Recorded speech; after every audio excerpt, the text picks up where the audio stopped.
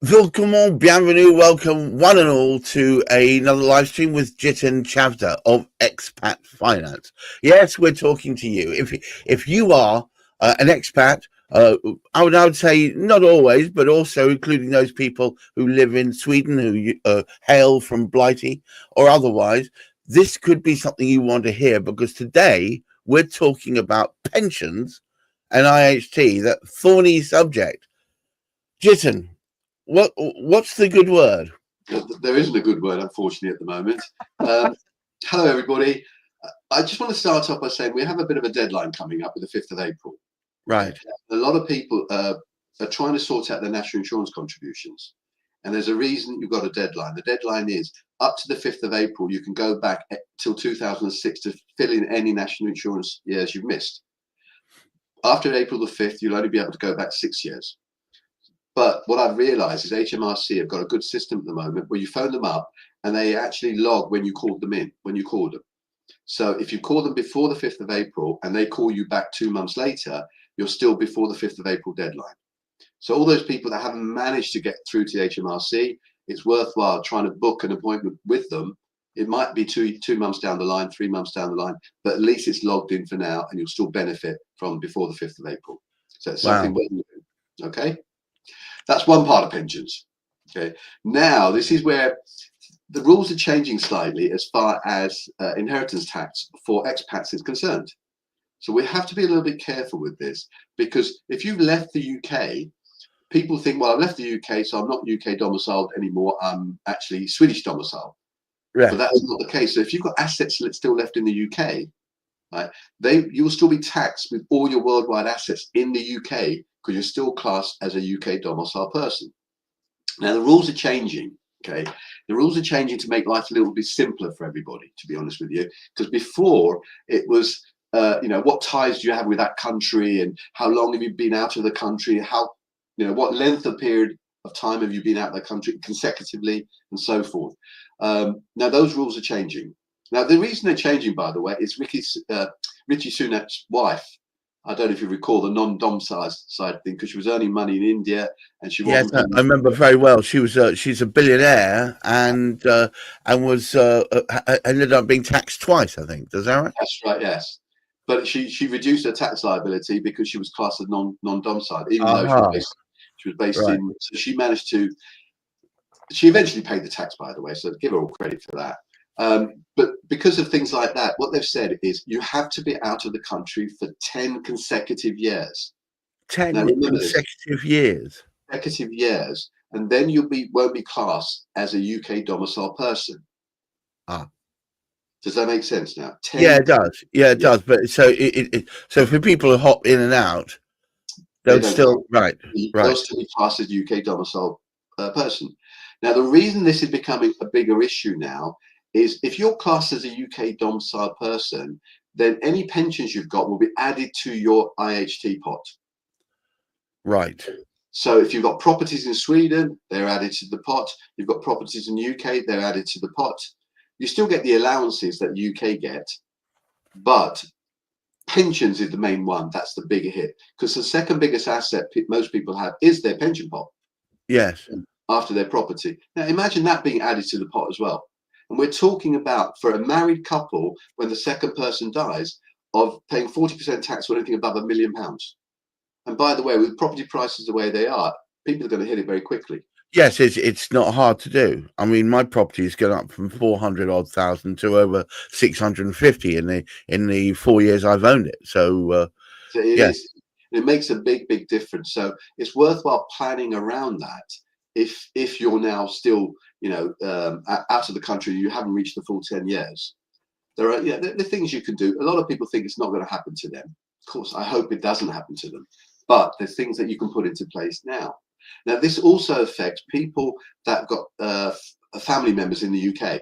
Maybe your parents might be there. If your parents are there, it's worthwhile looking at their estate and seeing what it's actually worth.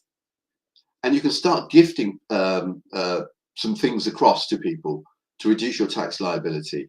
What sort of things should we be thinking of doing as far as gifting? You can gift things to your family. Right. Okay. And as long as you survive 7 years, it's outside your estate. You know, that's a really good way of doing it. So at least the kids are enjoying it while you're still alive. So you can all share it together. Or spend it is even better. Spend it before you get a chance. Okay, ladies and gentlemen, I just want to stay on record. We have a financial advisor telling you to spend your money. And I think you should do. Now, this goes back to something that we talked about before. You know, when people get to retirement, that they think they're going to need the same amount of money for the next 30 years. Right. That's not the case. You only need it for a fixed period of time. To be honest with you, maybe 10 years, because your health is that way. After that, your health is not going to be in a position to be able to spend that sort of money. Right. You know, I remember the story. My father, you know, he had a property with no mortgage or anything on it. And he would always buy the cheapest whiskey. And I said, Dad, why are you doing this? You can afford to buy good whiskey. Because no, I saved that for special occasions. I said, surely every day is a special occasion for you now. So why not just go for the nice stuff instead of trying to go for the cheap stuff? Right. Because you can't take the money with you. Oh my goodness. No, well, that's no truer word has ever been said in jest. You cannot take it with. Well, hang on a moment. Are you suggesting that we go out and be frivolous with our monies? I think when you're at retirement, I think in the first 10 years, I think you should be. You deserve it because you worked so bloody hard to get to that point.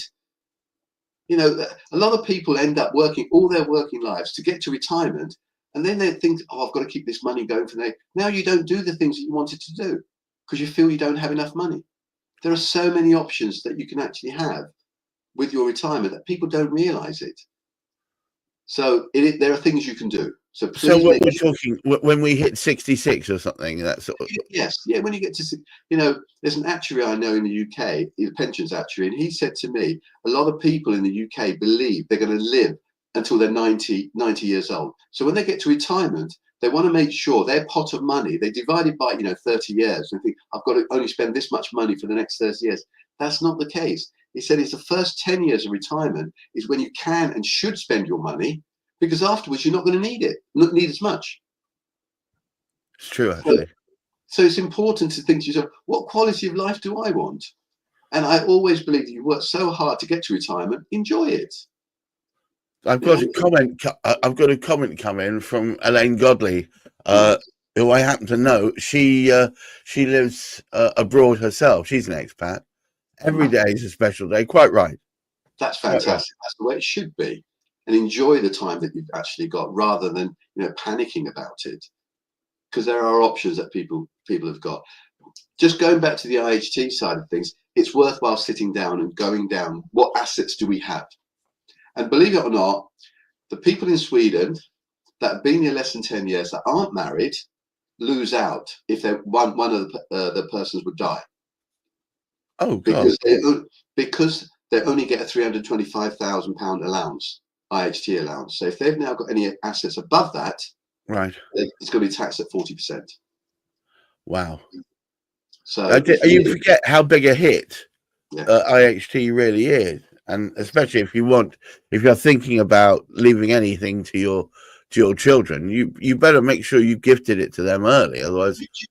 I've actually worked out it's better. Let's say I'm 60 years old, 65 years old, right, and I'm concerned. I have an estate. I've got properties, whatever it might be, and I'm concerned. I want to make sure I leave something for my children, but then I still want to spend the money myself. So you want to have the balance between the two. What you're better off doing at that age is just getting a life insurance policy and pay a monthly premium into that, and actually use the money you've got for yourself. Right. And then in the event of you dying, guess what? The children still get the lump sum from the life insurance policy. Yeah, that's actually by far the way the best way of doing things. Especially if you've got a specific thing. I want to make sure my children have a good start in life.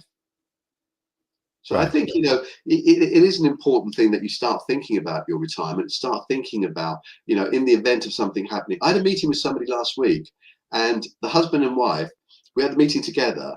And we were having a discussion about what the wife had and what the husband had. And guess what? The husband said to the wife, I didn't know you had that. Oh, I didn't know you had that. So in the event of one person dying, if the wife had died, the husband wouldn't have had a clue what the wife had. So it's important to talk about this. Yeah, I think so many people avoid talking about these things until perhaps it's too late. Do you know why they don't? Go on. I think it's because they're scared. When they look at the numbers, they think, "Oh my God, I don't want to see how bad my pension's going to be." And Well, sometimes when you look yeah, at it, you might be surprised. It might not be as bad as you think. yes, and you know, I think it's a good idea for those people before April.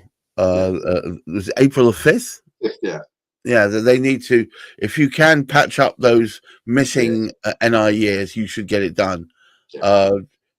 I mean, it won't necessarily mean hundreds of thousands of pounds need to be shoved in the pot. No, it doesn't. It's just for most people, it'll be class 2 national insurance you'll be paying. If you left the country, it'll be class 2 national, which is £190 a year to get one whole year. So it's well worth it. So £400 could clear up the whole thing. You know, that's sort of you. It depends on how many years you're going to fill Of up. course, of course, of course. But you're right. You know, these are conversations that a lot of people should be having, just even with your partner, even with your children. Teach your children how to manage finances.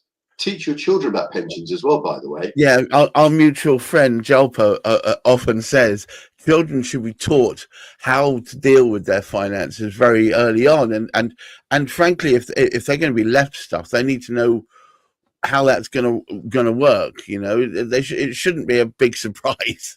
No, exactly. But a lot of people, you know, don't want to teach their children, or they feel they're embarrassed because they don't understand themselves. So how are they going to be able to teach their children?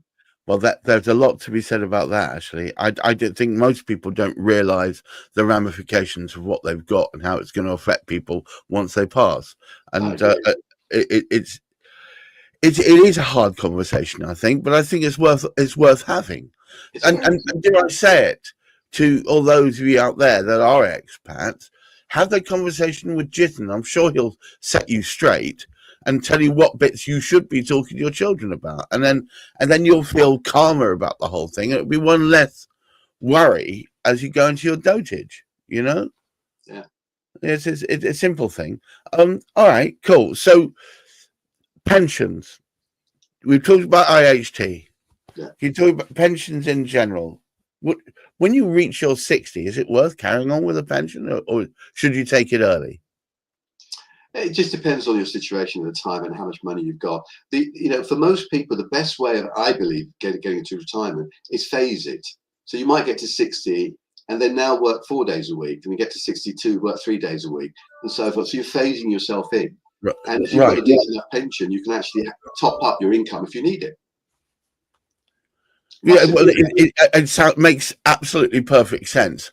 It is pretty much how I'm going to do it. I am going to phase it as well. Because the trouble is, you know, people, it's going to sound silly, but they get to retirement and then they think, yeah, that's it then. That's all I have to do. I'm going to stop. And then they realize that perhaps part of their social circle was in their work. And perhaps part of the thing that gave them their everyday oomph was something to do with their work. So, yeah, I think phasing it out makes sense, doesn't it? Yes, and it makes it easier for you as well. You know, so you haven't just given up work, because they actually say, I don't know the figures for this, but more people die as soon as they retire within the first 5 years. There's a stat. I've heard that too. Why is that? Is that because they're sudden slow down and their bodies go, all right then, we're done? I think it's to that. I think it's the boredom. They get to retirement, they've got no goals, no plans. Now all of a sudden they've got all the time in the world. They don't know what to do with it. Elaine, who's obviously just picked it up and watching, has asked a question. Of course. What do you do if you've got no one to leave stuff to? Good question, actually. It's a very good question. I think the way I would look at it is what things are important to me in life. It could be pets. It could be the environment. It could be cancer research. You could donate the money there. I mean, could you donate it to your best mate or something? Of course you can. Yeah, of course you can. You can do that. That's not a problem. But you need to make a will for that. That's the important bit. But you know, for me, I just feel it's an interesting question, that, because do you want to leave a legacy behind? Because this is a good way. I want to leave a legacy behind, Jason. Of course, I want to leave. I want to be remembered, and ideally not just by my kids. You Yes, know, exactly. So, you could leave a legacy and say, okay, you're going to sponsor a kid for the next 10 years or a new kid for schooling or whatever it might be. that's a good one. That's a At good one. least then you're making an impact into that individual. There's many kids around the world that need, I remember I was in India and we were looking at private schools. These are private schools in India, okay, where the parents want to send their children to, and it works out to be £200 a year. So how many kids could go to a private school compared to the state schools in India, which are not very good? So you can actually help children along that, and you'll be remembered for it, by the way, as well. It's a Right. good way of leaving a legicy. Good option. A wonderful option. Oh well, Or, look, thank you very much. or spend it. Well, yes, Jitin's very spendy today. Look, Jiten, thank you so much for that. Well, It's cheerful advice, I think, and thank you, Elaine, for being such a lovely contributor. I wish there'd be more people who jump in. I think people are scared to make comments these days, but look, you can make very useful comments and great questions. So thank you for that, Elaine. And to all of you watching, can I draw your attention to the QR code that's just over the top of Jiten's head there? You can see it hanging at the clock in our little Swedish village here. If you scan that, that's the quickest way to find more about Jiten, as it takes you to the Expat Finance website. And I recommend that all of you, if you find that you have an expat thank you. Sorry, I didn't notice. Elaine said mentoring young people is a great purpose, and absolutely. If you find that you've got questions about your financial existence and just need a little bit of guidance, Jiten will be more than happy to help you. And indeed, a lot of his clients will say is because of his listening ear. He's very useful at finding out the whys and the wherefores and the best way to have your life. But to all of you watching, thank you so much. Keep your feet on the ground. Keep reaching for the stars. And Jiten, what? Happy Mother's Day. And happy Mother's Day to one and all. All the mothers. And until next time we see you, look after that mental health. Bye-bye now. Take care.